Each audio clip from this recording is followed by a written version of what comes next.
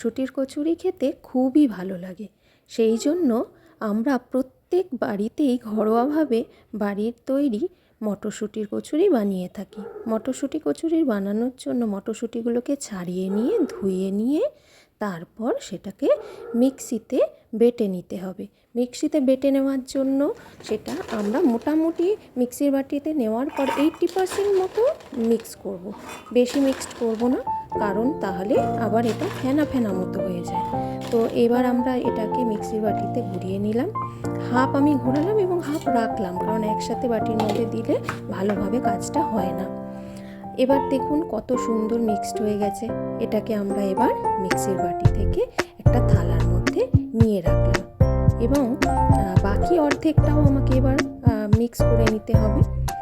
তারপর এই মিক্সির বাটির মধ্যে থেকে ঢেলে নিয়ে অর্ধেকটা আমি আবার মিক্সড করব। তারপর এটাকে মিক্সির বাটি থেকে ঢেলে নিয়ে দেখুন পেস্টটা কত সুন্দর হয়েছে, আপনাদের দেখাই। এবার কড়াইয়ের মধ্যে সামান্য সাদা তেল দিয়ে এটাকে নেড়ে নিতে হবে। সর্ষের তেলও দিতে পারেন, সাদা তেলও দিতে পারেন, এটা অপশনাল।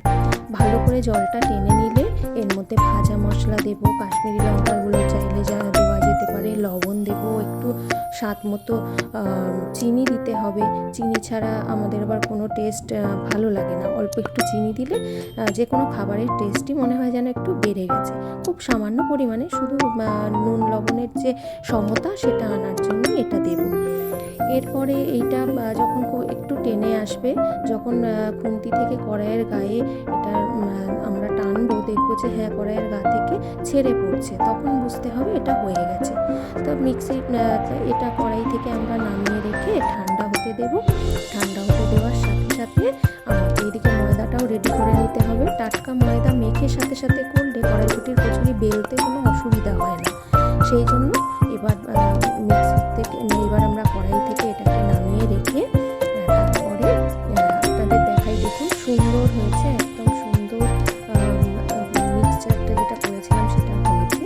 এবার ময়দার জন্য সাদা তেল ময়ান হিসেবে দিলাম আর লবণ দিলাম, অল্প চিনিও দিলাম।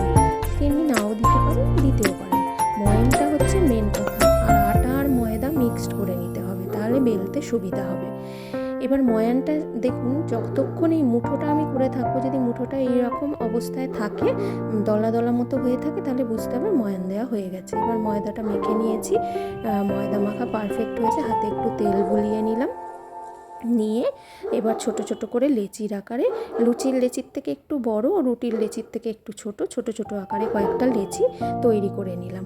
এই লেচিগুলো তৈরি করে নিয়ে তার মধ্যে পুর ভরতে হবে। পুর ভরার প্রসেসটাও আপনাদেরকে দেখিয়ে দিচ্ছি। এইভাবে পুর ভরলে কখনো ফেটে বেরিয়ে আসবে না। কচুরি যখন বেলবেন বা আলুর পরোটা বেলবেন, কখনোই ফেটে বেরিয়ে আসবে না। এই যে পুর ভরার সময় মাথার দিকটাকে মুঠি করে নিয়েছি, নিয়ে তারপর করেছি, এতে খুব সুবিধা হয়। আস্তে আস্তে এবার বেলে নিচ্ছি আমি।